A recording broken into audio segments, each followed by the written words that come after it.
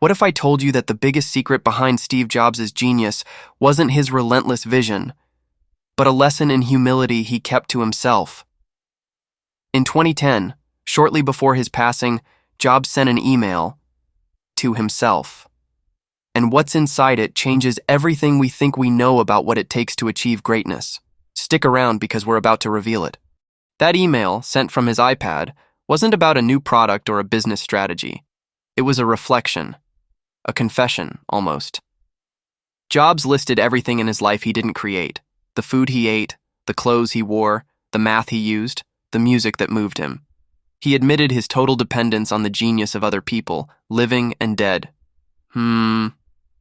That doesn't sound like the Steve Jobs the media sold us, right? In this video, we're diving deep into this surprising mindset. We're going to deconstruct the lone genius myth and show you how Jobs' lesson in humility is actually the most powerful tool you can use to accelerate your own growth and achieve your most ambitious goals. All right, let's get straight to it. Society loves the story of the lone hero, the genius who single-handedly changes the world. We see it in movies, we read it in biographies, and Steve Jobs was crowned the king of this narrative. The turtleneck-clad visionary who dreamed up the iPhone in a garage. But the truth? Jobs himself told us that's an illusion. Think about it. In his email, he says, "I did not invent the transistor, the microprocessor, object-oriented programming, or most of the technology I work with." Wow, that is incredibly revealing. The man who revolutionized personal computing is basically saying, hey, I didn't do this alone. I took pieces that other geniuses created and put them together in a new way. And that's precisely where his genius lay. Jobs didn't invent the mouse, the graphical user interface, or computer networking.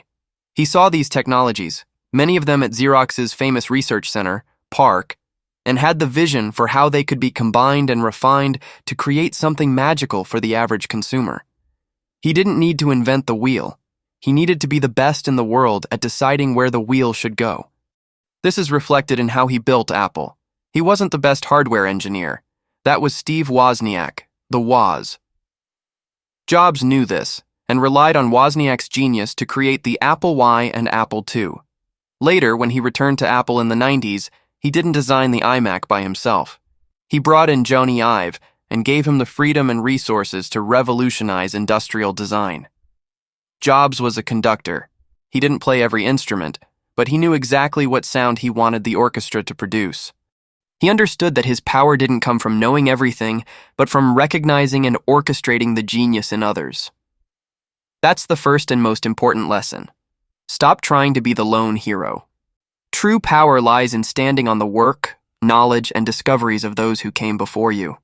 Now, let's talk about a word that is rarely associated with Steve Jobs: humility. His public image was one of arrogance, of relentless stubbornness, and in many cases, that was true. But his private email reveals another side, an intellectual humility. He says, "I speak a language I did not invent or refine. I did not discover the mathematics I use." This is the recognition that the most basic tools of our thinking are a gift from past generations. And why is this a superpower? Because intellectual humility is what allows you to learn. People who think they know everything stop growing. They close the door to new ideas. The ego says, "I'm the smartest person in the room." Humility asks, "What can I learn from every person in this room?" Jobs, despite his strong personality, was a master of this. He was known for his brutal critiques, but he was also an obsessive listener. He sought excellence and knew it wouldn't come from himself alone. He would spend hours with designers, engineers, and marketing experts, absorbing everything. He would visit the Apple Store on Fifth Avenue in New York and watch how customers interacted with the products, learning from their behavior. A classic example was the development of the first iPhone. The initial idea was to create a tablet, not a phone. But upon seeing the multi-touch interface his team developed, he had the humility to recognize that the most revolutionary application wasn't the one he had originally envisioned. He pivoted. He listened to the technology. He allowed the better idea to win, even if it wasn't his initial idea. That's humility in action. It's the ability to say, okay, my original plan wasn't the best. There is a superior path here. Think about this in your own life. How many times has your ego stopped you from listening to valuable feedback? How many times have you insisted on an idea just because it was your idea? Jobs' lesson here is that true confidence doesn't come from always being right, but from having the humility to search for the best answer, no matter where it comes from. That is the engine of infinite growth. So far, we've deconstructed the myth of the lone genius and seen humility as a tool for learning. But how do we, in our daily lives, actually apply this? Well, the answer is hidden in the last line of Jobs' email. I love and admire my species, living and dead, and am totally dependent on them for my life and well-being. This isn't just a nice sentiment, it's a strategy. Let's call it the gratitude framework. First step, be a curator, not an inventor of everything. Jobs was the world's greatest curator of ideas. He didn't invent the MP3 player, but he curated and refined it to create the iPod. He didn't invent the smartphone, but he curated the best technologies to create the iPhone. In your life, stop feeling the pressure to create everything from scratch. Instead, become an expert at finding, combining, and refining the best ideas that already exist in your field. Read books, watch documentaries, study your competitors. Ask yourself, what's the best idea here that everyone else is overlooking? Second step, practice active dependence. Jobs admitted he was totally dependent. Most of us see dependence as a weakness. Jobs saw it as leverage. Active dependence means identifying your weaknesses and proactively finding brilliant people to fill those gaps. It's looking at your project and saying, I'm terrible at marketing. Who is the most brilliant person I can find to help me with this? It's what Jobs did his entire life, from Wozniak to Tim Cook. He didn't hire people to tell them what to do. He hired people so they could tell him what to do. Third and final step, thank the tools. Jobs mentioned language and mathematics. Just look at how profound that is. He was grateful for the most fundamental tools of thought. Do the same. Be grateful for the software you use, for the internet that gives you access to information, for the chair you're sitting on that allows you to work. This gratitude keeps you grounded and constantly reminds you that you are part of a gigantic ecosystem of human creation.